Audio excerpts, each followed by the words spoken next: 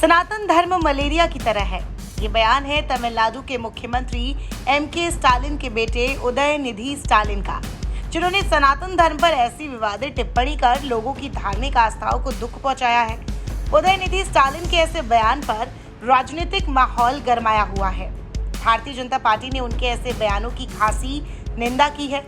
इसे लेकर chief justice of India DY Chandrachud को 262 हस्तियों ने एक चिट्ठी लिख अपनी आपत्ति दर्ज कराई है।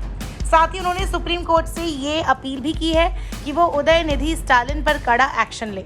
चीफ जस्टिस DY चंद्रचूड़ को ये पत्र मिल चुका है। माना जा रहा है कि अब चीफ जस्टिस चंद्रचूड़ इस पर जल्द ही अपनी प्रतिक्रिया देंगे। आपको बता दें कि chief justice of India DY Chandrachud पहले भी अपने कई जजमेंट्स में ये बात कह चुके हैं कि समाज में आपसी सौहार्द के लिए किसी ऐसी शख्सियत को जो लोगों के विचारों पर अपने प्रभाव डालते हो, उनको बयान देते समय सतर्कता बरतनी चाहिए। आपको बता दें कि तमिलनाडु के मुख्यमंत्री MK स्टालिन के बेटे उदयनिधि स्टालिन ने अपने एक संबोधन में सनातन धर्म पर बात की थी।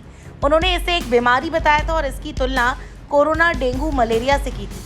उन्होंने कहा था कि कुछ चीजें हैं जिन्हें हमें खत्म करना है और हम सिर्फ विरोध नहीं कर सकते। मच्छर, डेंगू, कोरोना और मलेरिया ऐसी चीजें हैं जिनका हम विरोध नहीं कर सकते, हमें उन्हें खत्म करना है। सनातन भी ऐसा ही है। सनातन का विरोध नहीं बल्कि उन्मूलन करना हमारा पहला काम है। अब ये मामला सुप्रीम कोर्ट तक पहुंच गया है। देश की 262 बड़ी हस्तियों ने उदयनिधि के बयान के विरोध में CJI DY चंद्रचूड़ को पत्र लिखा है और इस मामले पर संज्ञान लेने की मांग की है।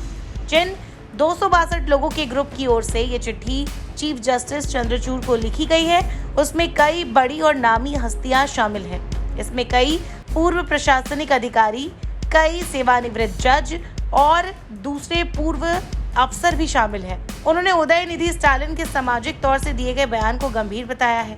इनका आरोप है कि ऐसे बयान की वजह से समाज में शांति भंग हो सकती है, जबकि ईर्ष्या भी फैल सकती है।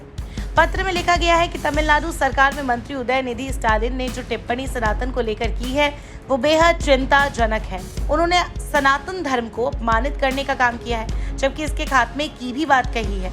चिट्ठी में लिखा गया है कि राज्य सरकार ने इस मामले में एक्शन लेने से इनकार किया है। ऐसे में हम चीफ जस्टिस से अपील करते हैं कि अब वो इस मामले में स्वतः संज्ञान लें और इस तरह के भड़काऊ भाषण के मामले में एक्शन लें। उदयनिधि स्टालिन के ऐसे बयान पर बीजेपी की ओर से बेहद कड़ी प्रतिक्रिया देखने को मिली थी। बीजेपी IT सेल के प्रमुख अमित मालवीय ने आरोप लगाया कि तमिलनाडु के CM MK स्टालिन के बेटे और DMK सरकार में मंत्री सनातन धर्म को मानने वालों के नरसंहार की अपील कर रहे हैं, जबकि सुधांशु त्रिवेदी ने इस तरह के बयान की कड़ी निंदा करते हुए उन्हें इस पर समाज से माफी मांगने को भी कहा था। उन्होंने इसे लेकर विपक्षी दलों की गठबंधन और उनके नेताओं की मानसिकता पर भी सवाल खड़े किए थे। इस लिस्ट में JP नड्डा और अमित शाह जैसे दिग्गज नेता भी शामिल हैं, जिन्होंने इस पर MK स्टालिन के बेटे उदयनिधि की आलोचना की। हालांकि इंडिया गठबंधन का घटक दल होने के बावजूद आप संयोजक अरविंद केजरीवाल ने ऐसे बयान की निंदा की है। वहीं उदयनिधि ने अपना स्टैंड क्लियर किया और उन्होंने साफ कहा है कि उन्होंने किसी भी समाज के नरसंहार की बात नहीं की थी। उनका ये बयान सनातन धर्म को लेकर था। उनके हिसाब से सनातन धर्म सामाजिक न्याय और समानता के खिलाफ है।